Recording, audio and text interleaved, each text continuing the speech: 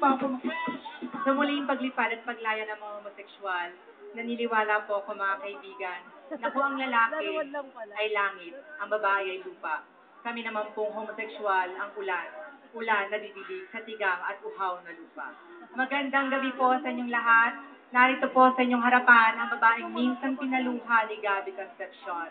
Ang inyong nag-iisang megastar, Miss Sharon Cuneta, na nagsasabing wala pong silbi ang aming pagiging tao kung hindi niyo po kami kayang tanggapin at mahalin bilang tao.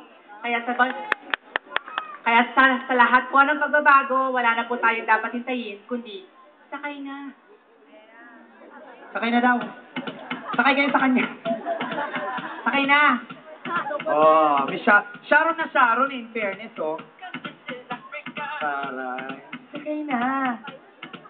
Super fairy, talagang sumaya ka